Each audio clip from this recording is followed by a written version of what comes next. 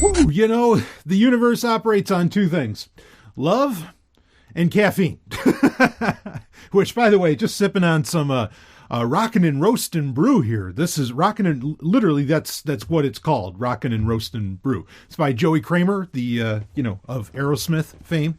Those are a bunch of, they love New England, which, hey, so do I, all the way. So really cool. And actually this coffee's made in New England. Very tasty. Damn tasty. It's the Sumatra one in particular if you want it. But, when you're Aerosmith, funny thing. All right, no, I don't want to get stuck on this, but I'm just going to say it. I remember in the 90s. Okay, look, I like Metallica fine. Okay, I really do. There might be, there's plenty of bands I like better, but I like Metallica fine. I remember in the 90s arguing with my friends, saying, what band has been around, or no, it was actually in the aughts, wasn't even in the 90s. What band has been around so long and still on top of their game and, blah, blah, blah, blah, blah. And they're like, nobody has done what Metallica has done. And then, all you have to do is say, oh yeah, Aerosmith. And they just shut up, because Aerosmith, they've still been going. When did their last album come out? Was that Songs from the Other Side or Tales from the Other Side or something? It was a few years ago. Not even a decade ago. It wasn't that long ago at all. I love Aerosmith. Fuck, you want to talk about a great band. Especially the 80s Aerosmith. I get it. I like Rocks as well, that album. And Toys in the Attic, like, I totally understand that. But fuck, man. Pump, Love in an Elevator, 9 Lives, tremendous albums. Anyway, we're going to get into some tremendous classic albums during our album of the week, of course, because they got re-released. But we'll talk about that then. And actually, I do want to, speaking of pop culture, which Aerosmith are certainly kings of. And man, how the fuck does Steven Tyler still sing like that too? I got to make sure that I go catch them in concert before they really hang up those boots. But anyway. We're going to talk a little pop culture later, okay? But just so that I don't lose, I don't know, I guess there's some degree of the, it's a tough thing, okay? Because you got patrons that love the geeky shit, and in fact, that's why they're patrons. That's why they go to Patreon. In fact, I know there's some people who listen to the patron content more than they listen to the Prime content, the free content that's out there. And that's because they just want me to get geeky and they want to hear more of the geeky. But then there's people who are like, hey, wait a minute, you're not talking about enough tech and blah, blah, blah. And hey, this is content you control. You send me the questions and I'm going to get into them. Okay. But just to maybe assuage the people from thinking that this is going to turn into one, big, hardcore geek fest in your Wednesday Q&A. The Man of Tomorrow's got your hook up here. So we'll get in a couple of questions that are tech related. They're not really two questions. There's really only one question. The other was the emails that I got. I want to touch on those. Then we're going to get into something I want to talk about that really has to do with patron content, that I want to deep dive on and will probably come up in future patron content throughout February. But I want to talk about it a bit here because I've kind of had I'm reminded of Agent Smith when he said, it's like, I'd like to share a revelation I've had during my time here. He says that to Morpheus in the first movie. But yeah, I'd like to share a revelation I've had. It's not exactly a new revelation, but it's really been crystallized and solidified for me. So I do want to talk about that. But also, then we have another question that is related to the most recent episode of Sovereign Tech. Was that episode 315 or 314? It was, all about life without the tech giants. We got a question related to that. And then we're going to get into actually 2 great albums of the week, because, well, it makes sense to talk about both of them. So anyway, why don't we start breaking into this?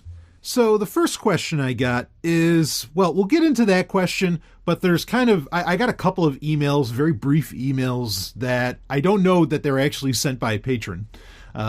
So maybe I'll address them in a Sovereign Tech Prime episode, but we'll see what happens here. Anyway, let's get into the question first. So here we go.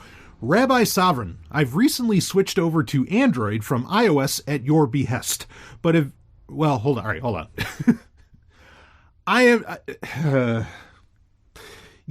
of the points that we were kind of making in the last episode, and actually this will get into those emails that I mentioned, there's really, I don't know necessarily that there's one smartphone platform necessarily better than the other, depending upon what your goals are. Now, I guess if you are bought into, no, I need a smartphone, I want a smartphone, blah, blah, blah. Yeah, I mean, I think Android's better for reasons that well, first off, you have more choice in what you want to get your hands on. Second off, the security issues are getting resolved, and there's options around that more so than, just buying something from Google. But I mean, I'm not going to necessarily come out and say, I mean, there are advantages, but I'm not necessarily going to come out and say that, oh, no, Android is absolutely 100% the better phone. I mean, both there's pros and cons on both sides. So, but at the same time, sure, like, I mean, the thing I'm most familiar with and that I talk about the most is Android. So if you want Sovereign Tech's news to be, the most relevant to you, or Sovereign Tech's content overall, then yeah, having an Android phone, I guess, makes sense, and I do write, I mean, well, and obviously I'm still working on the latest book. The real pain in the ass with the smartphone space, man, I mean, it is shifting sands. It's no wonder when I wrote the first edition, and there's another edition coming, yes, there is. When I wrote the first edition of the Dark Android book, okay, which is all about securing your device, blah, blah. Still selling very well, even though it's dated at 2017. When I wrote that book, there were no other books like it. There still are really no other books like it. And maybe the reason that there aren't any other books like it is that no tech journalist or tech writer or author in their right mind would write a book about about smartphone security and about smartphones in general, because unless it's covering like the history of them or something, because tomorrow, or hell, 5 minutes from now, the book is obsolete. And it's been a real pain in the ass. There have been so many interesting developments and updates over the past few months, because originally I wanted this book to come out over the summer, that, again, I couldn't, in good conscience, I can't release the book. Right? And say, here you go, here's a guide to securing your phone when it changes in no time. So it's very tough to do that. I mean, and maybe, it makes a great argument for why you want to do a blog and some other things, content where you can constantly update it. And the argument could go that I could actually just continually update the 2019 edition, but then that gets into funny territory of, again, why even do a book? Regardless, so this is actually what I'm about to talk about to answer this question is one of these cases in point where you could find out how very quickly a book can become obsolete. But anyway, yeah, I'm not saying, go with Android or iOS. I mean, I think Apple is dying. And in fact, there's been some, speaking of getting away from iOS, there have been some very interesting reports from Forbes and some other sources saying that like there's a huge management shakeup at Apple. And it's more proof of what we talked about just a few episodes ago on Sovereign Tech, that Apple is going to be, I mean, it might not be a dead company as in it disappears and is like no longer there, but Apple's probably going to go back to the days where it was the niche computer company, back pre-iMac. Okay. Basically post Apple IIe, pre-iMac, that whole time frame, like the John Scully type days, which I'm not going to knock. John, unlike other tech journalists, I don't make fun of John Scully. Okay, like I get, and I'm not saying that some critiques against Scully are inaccurate. Some of them are very accurate, and he would admit to them. Okay, but I'm not going to be the one that's whole cloth like ripping on John Scully here. Okay, the guy did do money for that company at a very interesting point in time. But that's besides the point. Is money the most important thing? No. And that's what Apple's running into, because there's a management shakeup trying to figure out how does Apple get past relying upon iPhone sales, because those are going the way of the dodo. And look, right here, we got a question saying, or, from a patron here. Yeah, hey, I switched to Android from iOS. I mean, people are leaving the platform because I think they know that Apple isn't innovating anymore as far as iPhone. Not only that they're not innovating, but there have been, and this is part of that Forbes article I mentioned, there have been, or maybe it was a Wall Street Journal article. Anyway, regardless, same shit. They have found out some of the new, tech that's going to be put into, I don't know, like triple lens cameras and all this other shit that's going to be put into this year's iPhones, or iPhone. Yeah, iPhones. No, in this case, it's plural. When you're talking about the platform, you don't put the S. Anyway, talking about, this year's iPhones, that it's all features that pretty much Android has already had, in fact, for some time. Now, that's been very much a story for a long time, but now people are finally wising up to it, and especially when iPhones are costing, over $1,000, and yet you can get something for half the price while still flagship in Android sense, but you get all those features that are on the iPhone. So why the fuck Why would you buy the iPhone? Other than like some kind of ecosystem lock-in. And people are talking about how Apple, Apple's going to turn into a services company. Since when? Like I know a lot of Apple users. I've never talked to a single goddamn one of them that uses Pages. That's Apple's, a word processor, right? Like Microsoft Word. That's their version of it. I used to use AppleWorks, by the way. I was a huge AppleWorks fan back when I was an Apple fanboy. Remember those days? I do. I've never talked to anyone that used Pages. Oh, people use iMovie like there's no tomorrow. So unless they're going to sell like a subscription service to iMovie or maybe GarageBand, I don't know what fucking services they're talking about. And Apple Music's getting its ass wiped, or is getting it. No, Spotify is wiping its ass with Apple Music. Okay, like I don't understand where this argument that Apple is somehow going to become a services company. I don't see it at all. And they don't have the. I don't think they're going to lose the education cachet that they have for a lot of reasons. Because there's no real differentiator between using a MacBook and between using like say a Microsoft Surface. Like there's nothing there as to where there used to be back in the day. There was a definite, it was handy to have standardized. I know we're getting way off of what the question is about, but let me talk about this. Back in the day, Apple was very attractive to the education market because it was like a standardized computer and it was an all-in-one, right? Because the Mac had the monitor, everything built right into it. And, what one school used, the other schools also using. Far more attractive than the very fragmented IBM compatible PC market, back in the late 80s and throughout much of the 90s. Okay. So, but then, that towards, even when I was still in high school, that was changing, where high schools were like, no, we're going to install Windows. And now you have schools where, everybody has their own fucking laptop. There's not even labs anymore. And are schools going to spend money on fucking MacBooks? Like, especially elementary schools or high schools? The fuck they will. They're going to spend money on either, whatever Microsoft is trying to create that competes with a Chromebook, or they're going to buy Chromebooks. So Apple doesn't even have that to rely upon, where they're somehow like that they somehow matter in education. They don't. People aren't buying iPads anymore for that. Again, they're trying to get post iOS, even though now there's reports that by 2021, Mac apps, iOS apps, whatever apps, they're all going to be like the same app. And so it's all going to be the same across all the different platforms. Give me a break. I don't believe it that I think that there is a segment of the population that will use Mac services. Sure. But it's a segment. It's nowhere near the majority. It's just not. And, really it never has been. They just happen to do well with iOS, and they happen to do well with, with iPhone sales. So regardless of that, this listener switched to Android, rock and roll. Let me read. All right, I'm going to reread the question without that long interruption.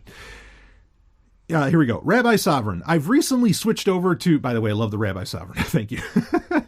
Rabbi Sovereign. I've recently switched over to Android from iOS at your behest, but have been disappointed by the, you're disappointed with Android. Okay. But have been disappointed by the lack of system-wide ad blocking like iOS provides and allows for.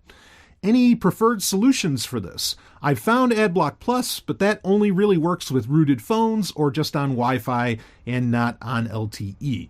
So, okay, I do actually, I have some thoughts on this. So first off, it shouldn't be surprising, of course, that a company, of course, the company that manages Android, which is Google, AlphaGoog, right, Alphabet/Google, that they do not like ad blockers when it's a company that relies on ads, on ad sales.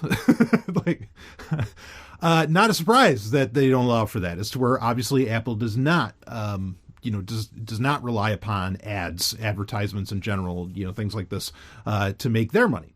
So, with iOS, yes, you have system-wide ad blockers and very good ones, actually, at that. As far as with Google, so there's a few ways to go about, or as far as with Android, there's a few ways to go about this, okay? But the ways to go about it exist outside of the Play Store.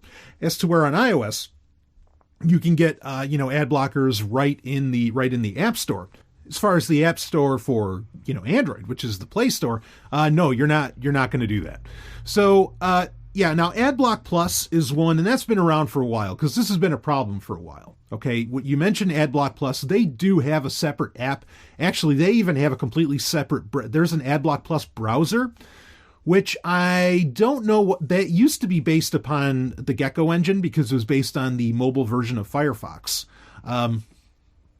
I don't know if that's still true or if they're just because, a couple years ago, Chrome for Android was open sourced about 95%. And so pretty much everybody and their mother started making a Chrome-based browser, for Android phones.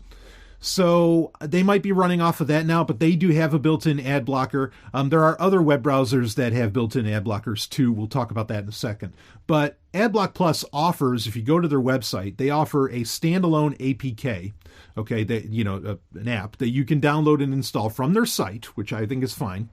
And you can install that, and there's a little bit of trickery to make it work with like you mentioned, a non-rooted phone. But yes, like if it's a non-rooted phone, as far as I remember, it only works over Wi-Fi, kind of like you mentioned.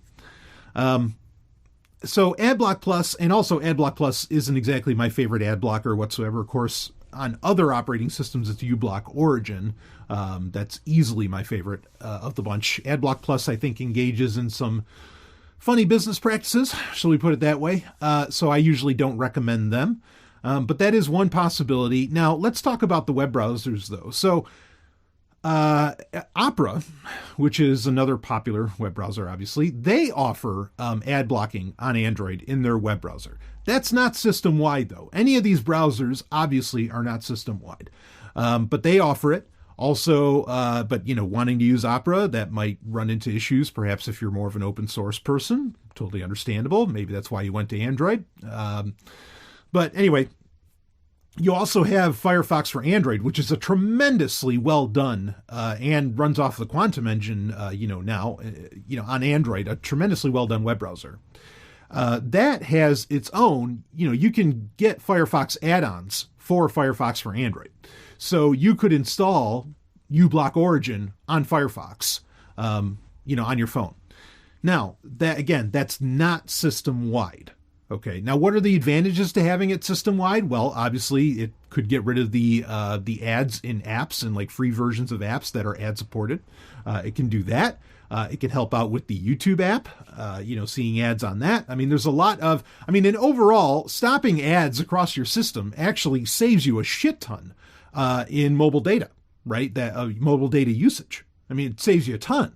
So, and one could argue that it might save you some battery, though that argument can go back and forth that the ad blocker is actually using battery, and system resources, and as to where the ads might not be as much as it might not use as much system resources as the actual ad blocker does. So, that might not entirely be accurate. But that doesn't mean that within the ad blocking space that there aren't some ad blockers that do a job better than others, including not decreasing your battery power so much. So anyway, you probably don't want just some web browser ad blocker. It seems very clear you're wanting something system-wide. So what I actually use, and this is another one, kind of like AdBlock Plus, where you cannot get it in the Google Play Store because AlphaGoog doesn't want you to do ad blocking. It's called Block This, and it's Block This, 2 words, but it has an exclamation point at the end of this. So it's Block This, and they're up to version 3.0 now. Now, this is totally free. It's totally open source. Okay, you can check it. You can go right on GitHub and find it. But you can go to their website. I put the link to the website in the show notes. It's just block-this.com. And this is pretty slick. There are caveats, though. First off is that it will, without rooting your device or anything, it will block all ads system-wide. It does exactly what you're talking about. Okay, and it is open source, and it is free. It's not something you have to pay for. I think there's some pay-for options out there. I'm not saying, that you can't do that or shouldn't, but, Block This does the job. I use it myself. But here's kind of the rub. How it blocks ads is very unique, and the reason it was actually able to stay in the Play Store for a long time is Block This is actually a VPN, or it's not really a VPN. It is a VPN, but it's not a VPN. Like, it's not a VPN service, even though it does use, it uses the VPN service. It uses OpenVPN underneath the Android client the operating system to actually do all of the ad blocking. As to where that's normally not and so it's like blocking a lot of the IP addresses and everything with this VPN. This is normally not how ad blockers work, but this is a very unique and interesting solution for Android phones to make it possible. The rub is that just like on just about any operating system, you can't run more than one VPN client at a time. So if you are the kind of person, and maybe you are, if you're the kind of person that runs, say, your OpenVPN, from like private internet access or something, if you are running that at all times, nonstop, you cannot run block this. Like you won't be able to run that at the same time. So you're going to have to choose which VPN you want to run. Okay, so if you're running two VPNs, I mean, I don't necessarily recommend. In one sense, I do recommend, rocking a VPN at all times. Like with my laptops, I run VPNs nonstop. Like I just always do. Okay. For a variety of reasons. Well, anyway, I'm not going to get into that, but with smartphones, not always will I do that. So my VPN, service, on my VPN, options on my Android phone is open for using something like Block This. And Block This will do the job. I mean, and it will do it very, very well. And the way that it blocks ads, where it's using the VPN, acting like a VPN instead of being a traditional ad blocker, the way that it does that is actually lighter on your battery than if you were running a traditional system-wide ad blocker, which is an advantage over what iOS even offers, really.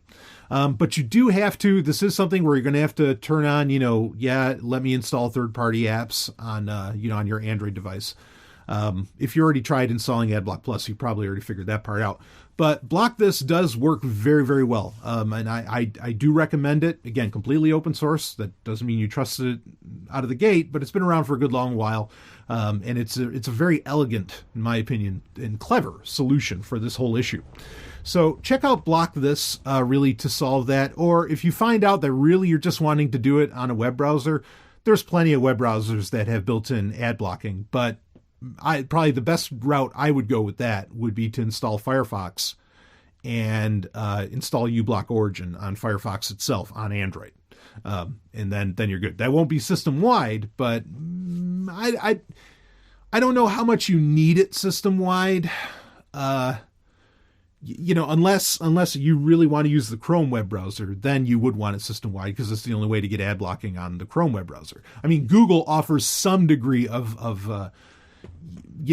ad blocking within Chrome, but I mean, it's a very minimal, very precise bit of ad blocking that does not block the bulk of what I think, I'll just say it, what I think should be blocked on the fucking internet.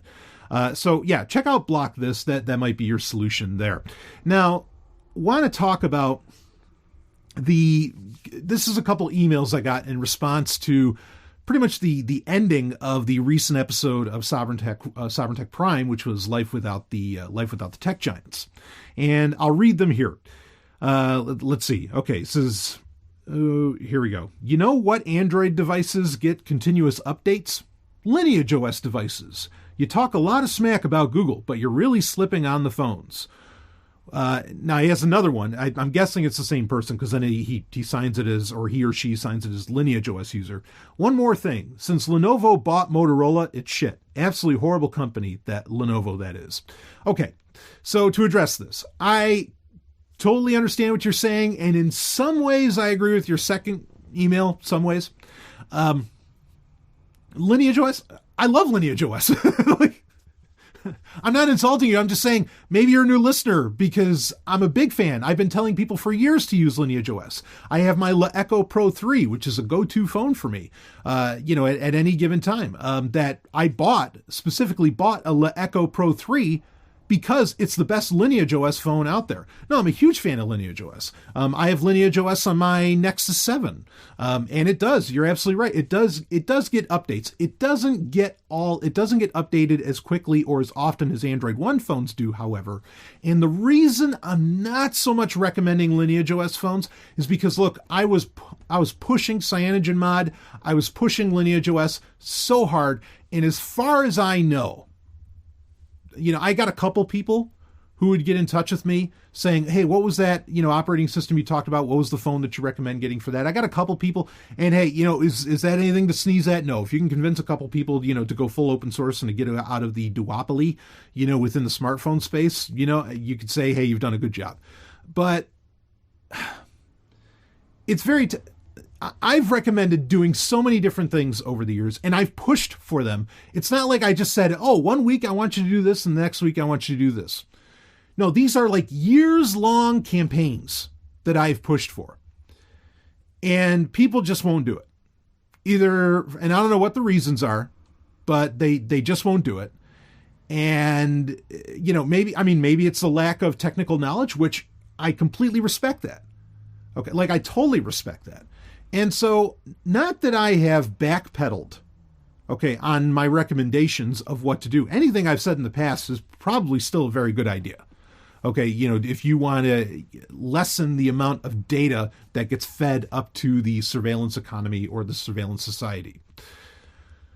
But I'm not saying I backpedaled. I don't even want to necessarily say that. I have decided to opt for recommending not baby steps, because I don't think incrementalism works, but more readily available steps for people to take.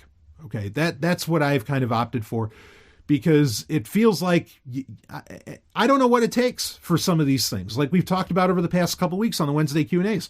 What the fuck is it going to take to get people off of Facebook? You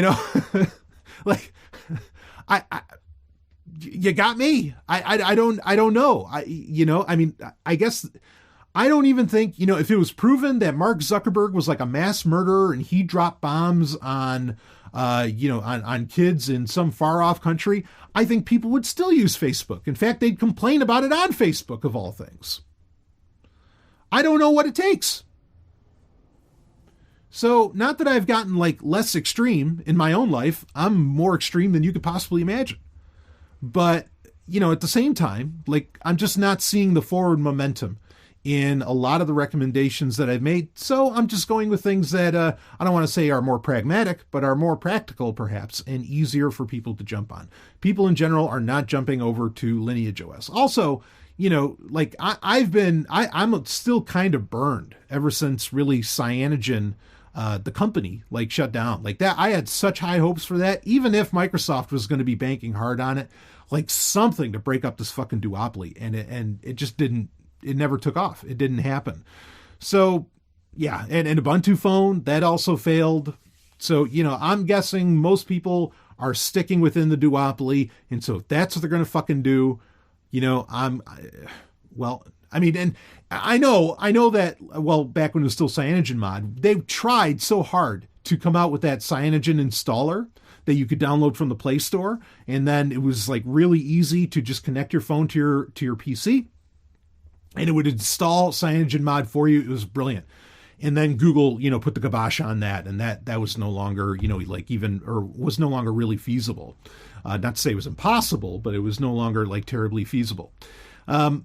So also Samsung's efforts, I think, have often shown that, they've been trying for a long time to kind of break up the duopoly. Now they're just the number one name in Android, pretty much. And that they've been that for a while, but now that seems where they very much resigned themselves is late. As much as they try to create a Galaxy ecosystem of some kind, that's turned more into hardware than it's turned into an actual software solution. Regardless, look, I'm fully supportive of Lineage OS. I absolutely want people to get on Lineage OS, okay? Which is, an Android, it's Android based, but it's an alternative. An Android alternative, and done by a community. It's great. Okay. And I've been using it forever. I've been using it back since the CyanogenMod days. I've been, I still have, and I'm running the latest. I'm running 15.1 on my Echo Pro 3, or just about the latest. And yeah, they do their updates, but also admittedly, now that I don't want to give Google any credit, but now that Google has really taken the reins and separated the security updates, or at least a lot of the security updates, not all, but a lot of the security updates from the operating system updates, that has made the Android ecosystem a little bit safer. As to where before, that was a big argument for getting on Lineage OS because the updates were just not happening for older devices. As to where that's not so true anymore, as long as you buy within the right branding. Now, I'm not saying right brand, I'm just saying right branding. Now, as far as Lenovo being a shit company, I mean, look, ThinkPads, I'm being very particular. ThinkPads, not saying the other Lenovo stuff. ThinkPads are still some of the best computers out there, bar none. Motorola has been tossing hands for years, right? They were owned by Google, then they got sold off, and then, what parts were actually kept around, blah, blah, blah. Motorola certainly is not the company it was. I'm not going to argue that. But like I said, the best thing I can recommend to people right now is just make sure they buy a fucking phone that gets these security updates for their own protection, like we talked about with the whole, PNG framework. Just get phones that can do that. And there are very few companies that make sure that you get some of the latest updates. Now, Motorola hasn't always been the best about it, but within the Android One program, they've been doing all right so far. And, you pretty much have Motorola, you have Nokia, and who else has even done an Android One phone? I mean, don't talk about Alcatel, but and then you have like Google's phones, and even Samsung has really fallen behind, in my opinion, on on a lot of updates. Now you could say essential phone, but that's kind of a niche thing. So the best thing you can recommend to people are either really, in my opinion, Nokia or Motorola's. To get those latest updates. Those updates fucking matter. That the software updates are maybe the most important fucking thing. Not triple lens cameras.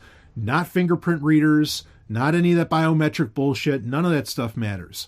Okay, in my opinion, right now, the best thing that can happen for people to secure their own goddamn shit, okay, is to be getting, Android phones. Don't buy into the Apple ecosystem. It's a trap. It's a tarp. But get Android phones, they get those, again, I would recommend for the average person or the even not so average, just get an Android One phone. So, okay, I ended up talking about that for way too long. But I mean, if you're going to say, wait, I've been slipping on Lineage OS, not at all. I still use it all the time. Every day, actually, I use Lineage OS. If it's not on one of the phones, it's on my tablet. But yeah, so there you go. I explained why I don't really talk about that so much anymore. All right. So there's the opening tech stuff. I said I wanted to talk some pop culture, and then I do have a longer question that I wanted to get into. That was a great one that's relevant to a recent episode of Sovereign Tech Prime, which originally the Q&As I kind of wanted to, the Wednesday Q&As, I very much wanted them to be, you can ask me any question, but one of the sells for, getting on board with the Wednesday Q&As was that this is where I could get into long questions about something I talked about on the Sovereign Tech Prime episode. So I want to be able to do that this week. But before I do that, I want to talk about something. Oh, boy. Okay, so this is all pop culture, entertainment, horseshit. So, in fact, maybe entertainment is horseshit. But here we go. No surprise to anyone, I'm a huge fan of science fiction. I'm a huge fan of Star Trek. I'm a huge fan of Star Wars. I'm a huge fan of, there's been ads running for a show called Babylon 5 for 7 years on this show. And people have asked, wait, where are the Babylon 5 ads? They're going to come back. It's just, I had over 7 years, I only ever had 3 because they're the only ones that I could make and splice out of previous Babylon 5 ads of all things. And I just wanted to make some new ones and freshen things up. Okay. So even though I know I've gotten hundreds, and I'm at least proud of that because, I have some odd, it varies between 15,000 into the 30,000. So that's why I like to say 5 digits because it shifts within the 5 digits of how many listeners I have. You get a few hundred people doing something out of those 5 digits. That's pretty great. So at least, granted, it took 7 years. At least I've gotten a few hundred people. If they're not using Lineage OS, at least they fucking watch Babylon 5. Great. So anyway, Babylon 5 is a show about a space station, came out in the 90s. My opinion, it's not only the greatest science fiction show ever made, it's also just the greatest television show ever made. It is the reason that there is serialized television right now in the vein of Game of Thrones and, that horseshit new Battlestar Galactica and just about anything else, or even like the serialization that Star Trek Discovery is going through right now. So I'm going to talk about this more in depth in both the Star Trek update as well as the upcoming Star Wars show, which we mentioned on the Star Wars update, which is what it was originally called. That is going to be going public now. Anyway, so I'll talk about this in some more depth, perhaps with those. But anyway, you might find it ironic that I'm still going to do those after what I'm about to discuss with you. So, oh man,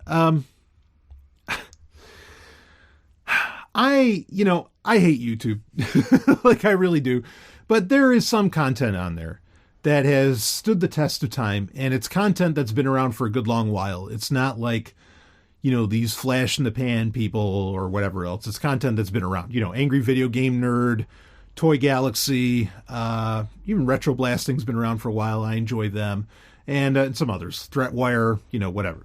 So good shit, right? Hack 5. I mean, that's all really solid stuff that would probably, honestly, if YouTube wasn't a thing, some network would be playing them, and in fact, a lot of those shows also, like Amazon Prime is even picked up on. So, because it's that good. But the bulk of YouTube, I mean, could go shit itself. It holds, no interest to me whatsoever. But anyway, I sometimes, Google's algorithms and everything, sometimes shows up and gives me like recommended videos and, oh, you should check out this. Well, it should be no surprise to Google that I love Babylon 5.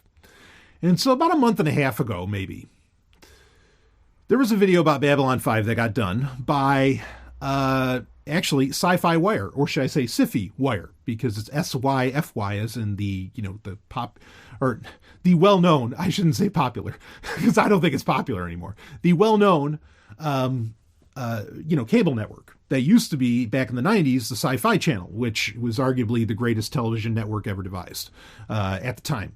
When it became Sci-Fi, that all went downhill. But there was a time where the Sci-Fi Channel was the goods. Sci-Fi seemed to be recently trying to get back with science fiction fans, by creating The Expanse and so on.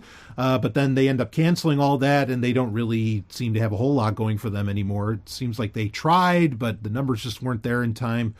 I don't think they realized that it took a good 2 or 3 years for the Sci-Fi Channel to become the juggernaut in the science fiction fans' mind that it did back in the 90s.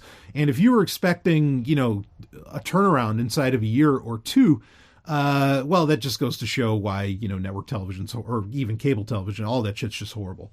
But that's not what I'm here to talk about. So on YouTube, Sci-Fi, I'm going to call it that from now on, not to be confused with actual science fiction or to be confused with the Sci-Fi Channel, its progenitor. Sci-Fi has some podcasts and various YouTube shows and everything. One of them is called Sci-Fi Wire. Okay, we'll call it Sci-Fi Wire. And they will do these like top 10 things you didn't know or something like that where they will cover like a quote unquote classic of science fiction or of, genre piece.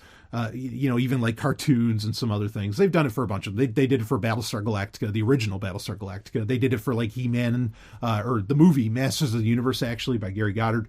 They did it for a bunch of those. Now, like I said, about a month and a half ago, they did one for Babylon 5.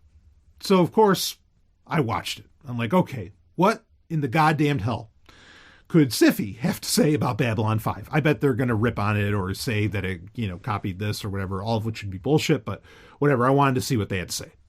So I watched this video, and I linked to it in the show notes. You can watch it for yourself. It's, maybe 12 minutes or so. That's the basic gist for a lot of these kinds of things. Because there's a lot of these sorts of videos that like Sci-Fi Wire, where it's covering, like I mentioned, Toy Galaxy does these, and we'll talk about that. Retro Blasting, some of these other ones, they all kind of do like these retrospectives on classic content. from the 80s and 90s and all that. That was, really popular with, I guess, people my age back when they were kids. And I'm 37. So anyway, these are popular videos. In fact, it's interesting that they are all like in around the 10 to 15 minute range in length, which just kind of bolsters how I feel like I'm right with user podcasts that no, it needs to be significantly shorter, like to really get people, kind of on it and paying attention. But regardless of that. So Siffy Wire does this episode about Babylon 5. Now, there used to be a guy, because I've watched Siffy Wire before. There used to be like this guy, he had a beard, he looked, kind of like a dad bod thing. I don't know, whatever the fuck you want to say, these conventional terms, these colloquialisms. Looked very unassuming, but he seemed to at least, like, you could believe that he actually knew what the fuck he was talking about when he would talk about, the Masters of the Universe movie or the original Battlestar Galactica or what have you. Like, you'd believe it, or when he's talking about, Transformers Generation 1 from the 80s or something. Now, Siffy Wire has recently been putting on a string of women, which, hey, I love women. I'm not knocking them because they're women. That part doesn't really matter. And in this case, for the Babylon 5 video, they had a black woman on, which, hey, great. And I'm not kidding. Awesome. Here's the problem. And this is going to lead into a much bigger problem. Here's the problem. The instant this woman, this host, really the most important thing is that it's a host. I mean, obviously there's a reason for investors, demographics, a whole bunch of other things, which is another gigantic fucking conversation to have. Obviously, the Sci-Fi Channel, or Siffy, sorry, still pining for the glory days, which, by the way, the Sci-Fi Channel had plenty of black women as hosts and doing other things 20 years ago. Like way ahead of the curve. As far as, being a little more, I know people want to bristle at this term, but being a little more progressive in what's, considered okay for mainstream, because a lot of other networks didn't think that was okay, even then. Anyway, so, they have to, they have to have this kind of person on. Or, they have a sheet that says you have to give this much airtime to this demographic and to this demographic and to this demographic. And yes, they do. Okay. I'm not going to argue back and forth about that. It's corporate bullshit no matter what. But I mean, I understand that it's responding to some very real problems. I just think they're implementing it horribly. There we go. Okay. Guess what, folks? I'm a feminist. Okay. Or I should say I'm a feminist ally. All right. So I'm watching this thing. So point being is that, like, I'm not knocking the fact that this is a black woman. Quite the opposite. But what I am knocking is the lack of knowledge that this hired gun effectively has. Okay, they tried to find somebody just to fit that demographic. And look, I know that, and I'm friends with them. I've been friends with them. I've fucked them. I know that there are black women that have watched Babylon 5. Okay, that has nothing to do with this. She says, and if anyone who's listened to me, like I said, I know a lot of you finally watched Babylon 5. Even if you've only watched 10 minutes of the fucking show, you know who the character of Delenn is. You can't not know. She's the second most important character in the entire show. And this show is an ensemble show. That's saying something. That she gets that much airtime and is that central to the story and gets mentioned that many times. And she does, and rightfully so, because Mira Furlan is a phenomenal actress. She deserves it. In fact, actually, the character of Delenn was supposed to be like transgender. Originally supposed to be a guy, then she'd become a woman later and everything. Oh, it would have been, talk about ahead of the time. It would have been fucking awesome. You get any mention of that in this Siffy Wire video? No. But whatever. Anyway, if you just watch 10 minutes of Babylon 5 at any given moment on any episode, you are going to hear the name Delenn. Do you want to know multiple times how this host of Siffy Wire how she pronounced the name Delenn? Dalen. It wasn't like Delenn, like somehow she just accentuated a certain part of it. And folks, I've been all around the world. I've been to, well, no, I can count the amount of countries I've been to. But regardless, I've been to so many countries, science fiction conventions in those countries, and I don't care how bad their accent is, not one of them has ever mispronounced the name Delenn. They've never said, like I've been to France, they never said Dalen. No one fucks that up. That even has watched, again, just 10 minutes of that show. And she calls it Dalen. And it keeps going. Now, Delenn is part of a race, a very important race, second most important race also within the show, next to humans, that being the Minbari. Now, you can't go really 10 minutes without hearing Minbari either. Or maybe if you saw Delenn, you would, you'd wonder, well, gee, what race is she? And Minbari, which is what she is, she's Minbari, and that's spelled Minbari. Minbari. Do you want to know how she pronounces it? Moonbari. Moonbari. There's no U in the fucking spelling of it even. So even if she was just reading the script, what the fuck was she reading? I mean, I don't know. She says Star Trek too instead of Star Trek. I mean, that's a classic. Like, maybe you think, no, she has a speech impediment. She, or something like that. And look, if she actually does, I'm sorry. Okay. And maybe that caused her to somehow say all this wrong. But if she has that kind of speech impediment, how did she get into this job? Just saying. But there's further proof within this video of just how here you have what used to be the fucking sci-fi channel that gave a shit about sci-fi. Oh man, this is going to turn into a really long rant. I don't even know if I should talk about this, but whatever. But so she says Moonbari, which I don't know where the fuck she gets that from. Okay. But then when they're talking about one of the actual main character of the show, which is Captain Sheridan. Okay. She calls him Commander Sheridan. Obviously, that was fucked up in the script. No one in the editing room had any idea. Does anybody at Sci-Fi even watch sci-fi? Have they ever seen a science fiction show aside from, I don't know, what's popular now? I can't really bring myself to watch modern. Oh, maybe they watch The Orville or something. I'm not going to knock The Orville, but whatever. Come on. What are you doing to me? And it was so egregious and it was so obvious that this was just some dumb ploy to, I don't know, get up their YouTube numbers or something like that. Like, you did more harm if maybe your goal is, and to some degree, like, when I know it's coming from a genuinely passionate fan, I can enjoy these retrospectives, like when Retroblasting does it, and he's talking about Robotech or he's talking about Buck Rogers or something like that. I can really, really love it. Like, I can totally dig what they're doing because they gave a shit. They cared about it and they wanted to talk about it again, which is exactly what I do. But then you get people, and look, I'm just going to say it. You get some people like comic book girl 19 or whatever, who I'm not necessarily going to knock her, but it's pretty, like, she got famous for doing like these Game of Thrones retrospectives or like explainer videos and all this to get everybody caught up, to make other people feel like they know something about Game of Thrones, I guess. I don't know. And fuck Game of Thrones. I couldn't care less about that. But this is a popular thing where, like the concept basically is make explainer videos of classic science fiction for millennials. Now, I'm a millennial, technically, so I'm not making fun of millennials, but that's the basic idea. And most of the times these videos are horrible. Like they're really, really terrible, unless it's coming from somebody who's actually been around town. Like I said, like Retroblasting or like Toy Galaxy and so on.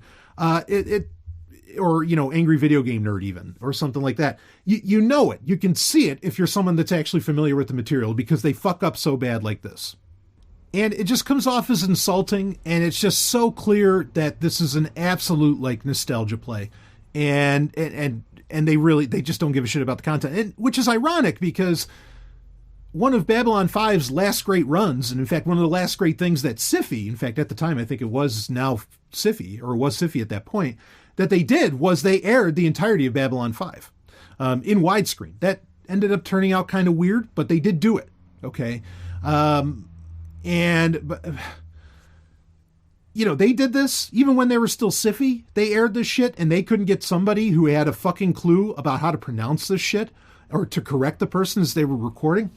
I mean, this is so off base, and it's not the only time they've done anything like this.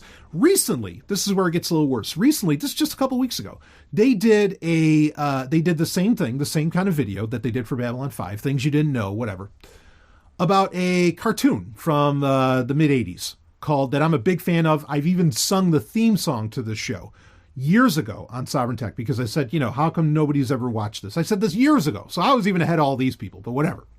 Called Bionic 6. Bionic 6, woo. I mean, it's great. And they did a video of that. Now, the funny thing is when you watch, I'm like, holy shit, they're talking about the Bionic 6. Now, my first thought is now, because I'm so skeptical of literally anything published on the internet. Like everything is just, the internet is 99% marketing. Okay. And the 1% that isn't marketing is like maybe podcasts. I don't know, like my show. But it's 99% marketing. It really is. It's stuff that is like, it engages in, now a lot of times when people say like, oh, predictive programming, they were, getting people, they made you watch Star Trek in the 60s to get you ready for a planned alien invasion and all this. I mean, that and the Rand corporations behind nonsense. Okay. Nonsense. But predictive programming is, I think, in a way being used now, not necessarily in such a insidious, it's still insidious, but not so much in like a weird malicious government sense, but it's being used where, and I've talked about this before on Sovereign Tech, where you have like, okay, so take IO9 or Gizmodo, one of those properties, they're the same company. They will do a story, and this happened about 3 or 4 years ago. They would start doing stories about, hey, remember Lost in Space? How is this kooky thing? About in the time frame of 4 to 6 months after they do those stories, reminding you about Lost in Space. Oh, magically, who knew Netflix has a trailer, or Netflix is announcing that they are doing a new Lost in Space movie or a Lost in Space show, which fuck that shit. Okay. I mean, I love the original Lost in Space. Fuck the new stuff. You know what happened there. Netflix contacted Gizmodo or whoever owns them now, I guess Univision, I think, owns them, contacted them. And at the time, I think they were still Gawker, contacted Gawker and said, hey, we're coming out with a show. You need to start coming out with content to get people pumped, to get them primed, get them prepped for when we're going to announce our Lost in Space show. That way people actually know what Lost in Space is 6 months ahead of time. That's exactly what's going on. And so when I see these kind of videos from someone like Siffy, now when Toy Galaxy does it, I think it's a little more legit. Okay. Or when Angry Video Game Nerd, if Angry Video Game Nerd is getting paid, he tells you, right? Like when he does his Resident Evil 2 stuff, he's doing Resident Evil 2 because he's getting paid by Capcom to cover Resident Evil 2. And he tells you very blatantly that it's a paid for production. All right. And that's fine. As long as you let people know. Here's the problem. Like, this is native advertising that I think a lot of these other people engage in. Okay. Outside of legit sources like Toy Galaxy, Retroblasting, or Angry Video Game Nerd. This is native advertising. And so when I see Sci-Fi or Siffy, when I see Siffy Wire doing a retrospective on something, my first thought is, in 6 months or in a couple months or whatever, soon, we're going to get an announcement that a movie's getting made, or we're going to get an announcement that a TV show's getting made. Maybe even Siffy themselves is going to be producing it. They'll probably not, whatever. That's what I instantly think. But it's a little bit even crazier now because so in the YouTube comments for the Bionic 6 Siffy Wire, again, just a couple weeks ago, everybody says, hey, wait a minute. Toy Galaxy did this a week ago. What are you just copying Toy Galaxy now? And guess what? Toy Galaxy did it better, which they did, by the way. And so now you have like Siffy, not even like now they're just copycats, and the videos they do are horrible to begin with. But they're just again, to make it worse, kind of like how they actually aired Babylon 5 and they should know their shit. I got to watch. I mean, I remember Bionic 6, the cartoon, when I was a kid. But the way I really got to watch it was in the 90s, the Sci-Fi Channel played fucking Bionic 6, right? And so they won't even reference that, we could watch it, and who knows, maybe they don't have the rights anymore. Like, look, if you're doing these big retrospectives on all these shows, Sci-Fi Channel, Siffy, at the very least, why don't you replay the content that you actually played in the past? And there's so many problems with this because it gets so much worse because Siffy said they wouldn't play this kind of content. The cable network. They wouldn't play Babylon 5. They wouldn't play Bionic 6. They wouldn't play, all this different stuff because they were looking for a younger demographic and they were looking for this. Oh, now you're just trying to educate the younger demographic about the stuff. And so I don't know what the fuck's going on there, but it's all fucking marketing and it's all horseshit. Now, there's more. We're going to keep going. Okay. because it gets worse. It can always get worse, right? That's the old saying. It gets worse. Really, what I think we've run into is like very much the MTV problem here. But let me talk a little more. So this is something that's probably going to come up in the Star Trek update, and it might worm its way into the Star Wars show here, mine and Rob's Star Wars show. But let's just say that some of these shows, they get covered in these retrospectives, these more official retrospectives that are clearly, again, just to use the term, that are predictive programming for, to get you primed for when the announcement comes out that Netflix is going to come out with a show or whoever is going to come out with a movie, whatever. Well, here's the funny thing is that a lot of this stuff is running into copyright issues. Okay. I mean, again, we're anarchists here, fuck intellectual property. I don't care. But it runs into copyright issues. Okay. And this, I've known that. That's not anything new. And also, folks, please understand, like, I'm here telling you it's all marketing. Look, I know, like, that G.I. Joe, Transformers, He-Man, I know those were 30-minute commercials for the toys. I'm not a fool. And I've known that for a long time. We've all been able to admit that to ourselves, but enjoy those things on their own merits. And sometimes the writers of these shows would actually, would be able to sneak in some really great entertainment while they did it. For example, Captain Power, which I'm a huge fan of. That was totally about selling, really at the time, very high-priced toys. But the writer of the show was J. Michael Straczynski, who, of course, wrote The Great Babylon 5. And do you think that he didn't get in some really, like, serious drama and some adult themes and other things into his show that was ahead of its time, just like Babylon 5? You bet your ass he did. Okay, so it's worthwhile, even though if it was meant for toys, it ended up becoming a worthwhile thing in itself, beside itself. Or should I say despite itself, or despite what it was meant to be. And so, I get it. Okay. Like I don't have, I don't have the wool over my eyes over this, this whole situation. But because of these copyright issues, like I mentioned, that they run into often, and this is what, like, you kind of knew this, but it seems to be getting more solidified that this is really a thing. And who knows how long this has been an issue. Is that, you could argue back in the day that, say, all right, how about He-Man? Say He-Man and Masters of the Universe. Tremendous cartoon, not really about He-Man. Skeletor was what it was all about, right? That show went a couple of years, then you have She-Ra and so on, and then they ended up doing the New Adventures of He-Man, right? After that, like directly after, and it's supposedly a sequel show, even though it's wildly different. Now, why is it wildly different? The honest reason is because they needed to sell new toys. Okay. Like they needed to rebrand He-Man so that there was, the reason to have an entirely new toy line and to sell those toys. I can admit to that. I'm aware of that. I've long been aware of that. All right. Now there's another reason though, that kind of has to do with marketing, kind of has to do with that merchandise.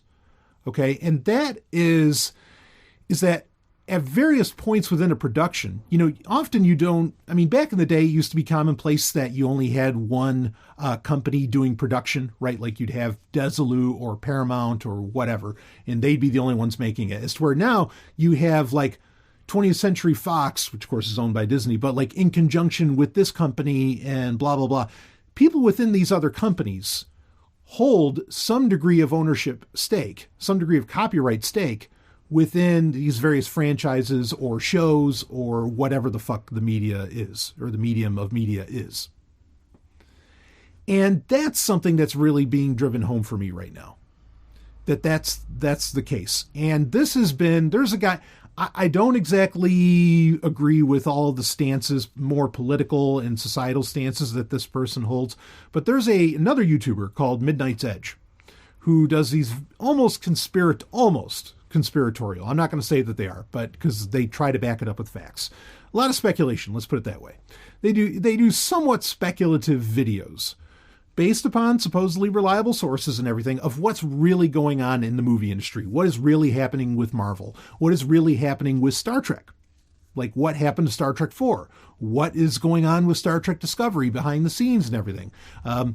And they've kind of sounded the alarm on a lot of things, particularly, say, with Star Trek, where there is a deal between J.J. Abrams' production company, that being Bad Robot, CBS and Paramount, and I'll go into more depth on the Star Trek update about this, okay? But basically, there's a deal right now where any Star Trek being made has to be 25% different. Whatever those differences take shape as, is it the size of the ships? Is it the funny wave nacelles for the Enterprise on Star Trek Discovery? Whatever the fuck it is. But it has to be 25% different than the source material that ran from, whatever, 1964, if you want to count the cage, right? Like 1964 to 2005. There has to be a 25% difference. They technically... You couldn't even, like, if you wanted to remake the bridge of the original Enterprise on Star Trek Discovery, you would not be allowed to. This wasn't always true. Obviously, we know that because in 2005, we had Inner Mirror Darkly, where you did get a complete remake of the original Enterprise bridge. And that happened multiple times. The sixth season episode in The Next Generation, Relics, right, with Scotty. You had the episodes of Deep Space, you had Trials and Tribulations. I mean, it happened over and over again, brilliantly so. You can't even do that today. Like, you literally could not... You have to be somehow something different from the original source material because all the original Star Trek stuff from 64 to 2005 is locked in some kind of copyright claims, some kind of IP claims. And I think this may be one of the biggest reasons why you're getting so many remakes, not because people couldn't actually continue the story and do it well from way back in the day, but because they don't even really, they couldn't do it. They don't really have the enough of the rights to actually do a genuine sequel anymore. You have to remake the content. Now, there's merchandising deals within that as well. Kind of like I mentioned with, the New Adventures of He-Man, right? You completely redo it so that you're selling a totally new toy line and the old toys don't matter anymore. And if you want to be with the new hotness, or, you want to be the coolest kid in school or whatever, you're going to have the new toys. Now, I mean, I don't know that necessarily even makes sense anymore because, quite frankly, I don't even know kids that still play with toys. Human adults and cats play with more toys than human children do. Like, really. Right? So, they're busy on smartphones and tablets and whatever the fuck, and Nintendo Switches and whatever the fuck else they're doing. Really, when there's an old saying that, the NES, the NES, the Nintendo, right? The NES is the great action figure killer. And it was. Really, even for me, in a very real way, it was. So I don't know who exactly they plan on attracting with a lot of this merchandising anyway. But hey, whatever. Eagle Moss is doing well with their starships, I still collect them. But regardless of that, I've been asking myself for years, and going on about 9 years now, why won't more studios, TV shows, movies, whatever, why won't they do what Disney did with Tron? Where they literally, in 2010, they released Tron Legacy, and they made it 20 some odd years after, like it was in real time. And that movie did pretty good and actually critically holds up. It might not have done really, Disney had huge plans I've talked about this before. Disney had huge plans for Tron, but when they bought Star Wars, they just said, okay, no, we're going gangbusters on Star Wars. We can't handle another franchise right now. I think the time's going to come where Tron will come back. But I always ask myself, why, how was Disney able to pull that off and do it so well at that? Make a genuine sequel to a film from the 80s, make a real sequel.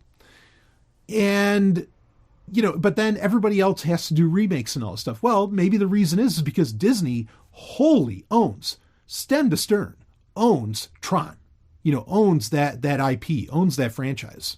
No one else owns it. Okay. And, this gets into, and this is where the Star Wars conversation can come in, because I think that's not to say Disney does this all the way. I think that actually when they brought in J.J. Abrams to do The Force Awakens, I think he did the Resistance. He did all this renaming of a lot of things within Star Wars because his company, Bad Robot, is taking a cut on all of the merchandising and on anything going on in Star Wars. And that's why he did so much of a, That's why it's not the Galactic Empire and they went with the First Order. That's why it's not the Rebellion and they went with the Resistance and so on, because he needed to have his own name on it so that he was guaranteed to get money into the future. Is that a smart business decision on J.J. Abrams and Bad Robot's part? Yep, sure it is. But is it going to is it fucking with the fans and with the story? You bet your goddamned ass it is. So the reason that I'm bringing all this up and that I'm in the core of what I want to say to you is that our entertainment is fucked. Like it's really, really fucked because it's all held up in IP. It's all about, getting a lot of merchandising deals. And look, I know the reality is it's probably always been that way. About 75% of what I'm saying, I've always known. There's about 25% of it, ironically, that is really crystallized for me. And I kind of knew it, but it's really driving home that, wow, the story decisions, even the decisions of what movies get made, what shows get made, all of those decisions are not being driven by what's best for the franchise. It's not being driven by what's best for the fans. Sure as fuck isn't that. Not to say it ever was.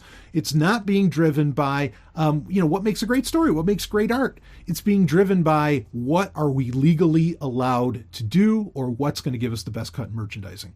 And, those two things, and both of those things are very important and have equal weight in this affair.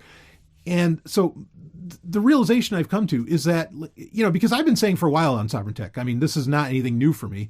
And I've said it many times, even in the past year, that all the new stuff is crap. Well, maybe the reason all the new stuff is crap isn't necessarily because Hollywood's out of creative ideas. It's because they are legally hogtied to, where they can't create original shit anymore. They can't create really great stuff anymore. I mean, yes, I still think that Disney is playing it very safe with Marvel, where they are, they want to make something for the lowest common denominator. But then at the same time, there's also a legal framework that art in general has to work within. And I think this affects the music industry, the comic book industry, the novel industry. There's a legal framework that they have to operate within where they are, their hands are tied. They can't even make great shit anymore. They're not legally allowed to. Or they're not legally allowed to even create what the fans might want. Now, the reality of the situation is, and certainly I've made this argument for George Lucas and Star Wars in the past, the reality of the situation is that these franchises that we love, Star Trek, Star Wars, Babylon 5, Battlestar Galactica, go down the list, they were never ours in the first place. That's something that you got to really get driven home in your head. They are not ours. We have no say in this matter. And I dare say, and I've stood up for Gene Roddenberry and for George Lucas. Gene Roddenberry, there was that great video that they have of him from a conference, a convention in the Star Trek convention in the early 90s when he was still alive, where everybody was complaining to him about Wesley Crusher, about the character of Wesley Crusher very early in the Next Generation's life. And he said right to all those fans, he says, you don't get it. I don't make this for you. I make this for me. This is for me.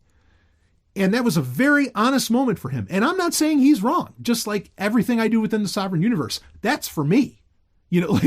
I'm making what I want, and be damned anyone that tries to tell me how to make my shit. I'll tell you to, fortunately, I don't operate under any legal frameworks. You don't let your door hit your ass on the way out. Slap nuts. And George Lucas. People want to complain about the prequels? That's his call. It's his baby. He can do whatever the fuck he wants. You don't like it? Well, sure. I understand that you don't like it. But, he is ultimately the one he has to please. Otherwise, you're never going to get anything that you want if he's not pleased, or anything that's great art, like the original Star Wars trilogy, perhaps. That's a very convoluted thing, because then did George Lucas really make that great, or was it other people? Was it, was Larry Kasdan important in that situation? Was his wife the most important, or Leigh Brackett? That's a whole other story. But bottom line being is that as soon as the rights leave the hands of the creator, we are never going to get anything magical again. In fact, speaking of Babylon 5, bring this full circle. Okay, so the big point I'm making here, there will likely, other than, people want to talk about the Orville. Well, ironically, that might be a route that things need to go, where fans make their own universes of this stuff. And that might become far more important than ever to do that sort of thing. Okay.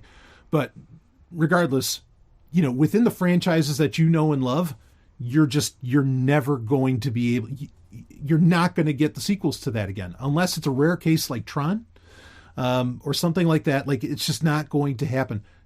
You know, if you want continuations, we're going to be inundated by reboots because Hollywood is risk averse to doing anything original because people are too stupid to pay for great movies like Jupiter Ascending. And yes, they are. They're that stupid because that was a great fucking movie. And it was an original property, but nobody wanted to get in on it. Okay. You know, they're risk averse, so they want to just, you know, remake stuff that has been done before, but they can't really remake it as great as it was because they're literally legally hand-tied or, you know, hog-tied, tied in some way. All right. I don't know how BDSM it's going to get, but they are tied from being able to, you know, they're not allowed to. They're bound. They can't do it. There's an irony in saying bound, but I don't know if anyone else is going to catch it. So anyway, or there's a pun there, I guess. Anyway, bringing it back to Babylon 5. You know what? So Babylon 5, why, you know, I've been asking this for years. A lot of people have been asking this for years. I mean, Babylon 5, I think it's on Amazon Prime right now. I guess there's one other good thing that Jeff Bezos has done recently. Babylon 5 is stuck in similar copyright claims. WB owns it and they won't let anything get done with it whatsoever. You know what? I mean, fuck IP, fuck the law, fuck governments, you know, etc. that would enforce this stuff. But that might be the best thing that ever happened to Babylon 5 is that, and you know, I'll tell you it straight. I hope Babylon 5 is stuck in IP hell for all time, because all that's going to happen is it's just going to get fucked up. You know, and there was a time where I was like pleased where, you know, Straczynski, the creator of Babylon 5, he said, yeah, we're going to be doing a Babylon 5 movie. It's going to be coming out in 2016. Well, obviously that didn't happen. He says, but it's going to be, you know, it's going to be a remake, you know, it's going to be a you know, reimagining of it. Okay. And I'm like, well, it'll be fine. Straczynski's there. He'll make it all look good and everything. And I'd still watch Babylon 5 reimagining, admittedly, if Straczynski's behind it, of course. But come to find out, his hand was probably forced in even doing that. It had to be a reimagining if he was even going to do it.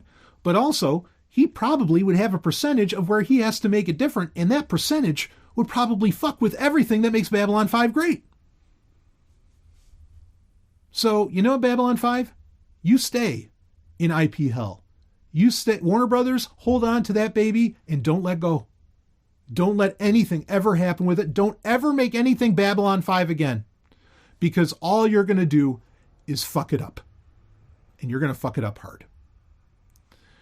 So I did have another question that I wanted to get into. I think I'm actually going to have to save it for next Wednesday now because it's a long conversation. But I'll open right up with it. It's by a great patron. And like I said, it had to do with the whole AWS thing and everything we were talking about in the Sovereign Tech Prime episode this week, but I'm going to have to save it for that. But thank you for listening, because I wanted to get that off my chest, and it's a conversation that I can't wait to have with Rob. We're going to talk about that more, I'm sure, at some point, because this is becoming a very serious reality.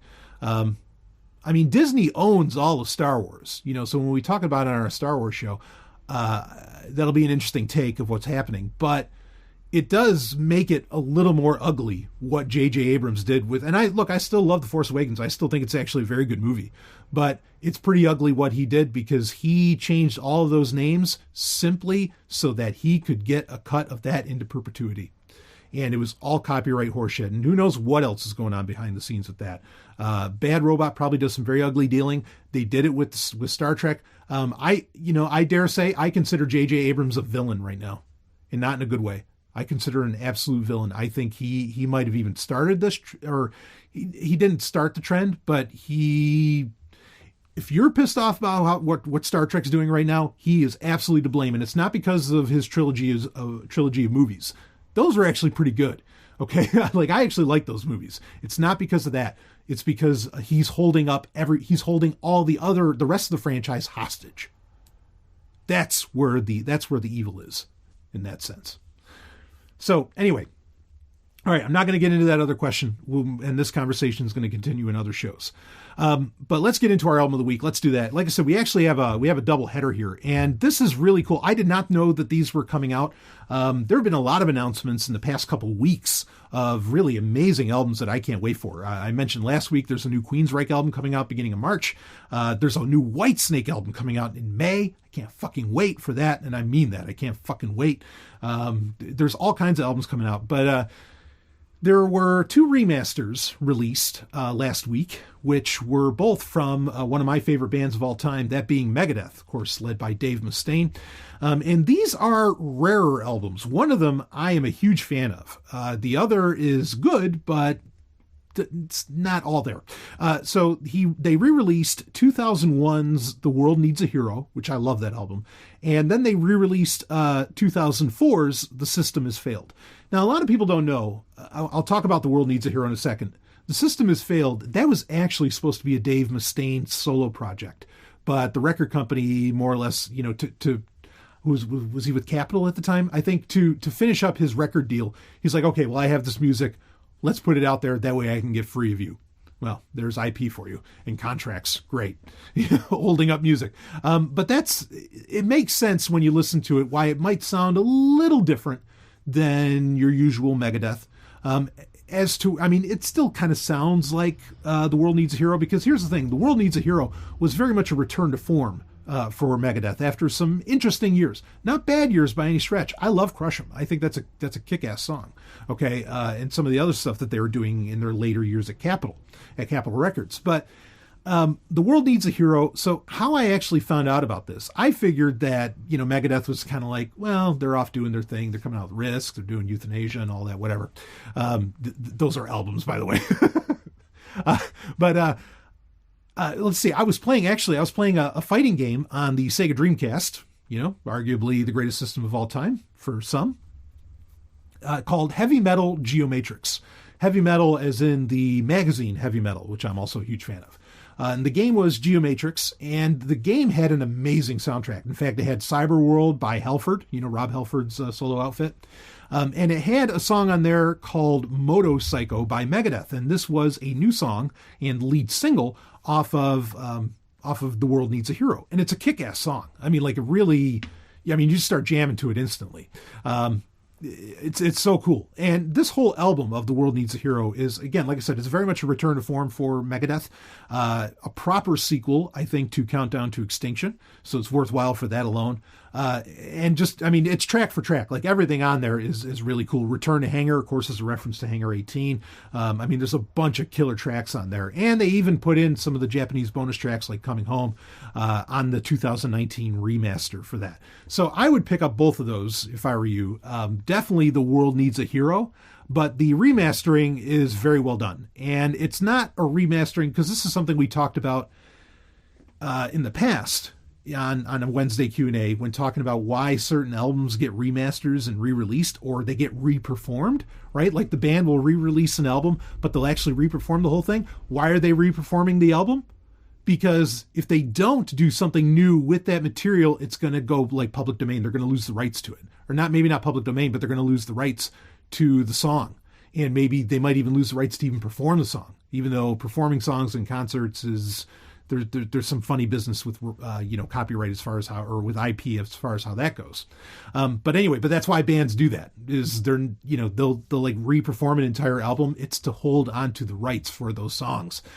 This is not one of those cases. Megadeth has done that in the past, in my opinion. They had a greatest hits album where they re-performed all the songs for the greatest hits album, and I think that was to wrestle control of those songs, because they had an amazing greatest hits album, which you can't even really get anymore, which is Capital Punishment, the Capitol years, that came out in I guess it was maybe the late 90s. That was an awesome greatest hits album. If you love or if you've never heard Megadeth, just get your hands on that and you're in for a treat. But this is really just a case where they remastered them and made these albums sound a little cleaner.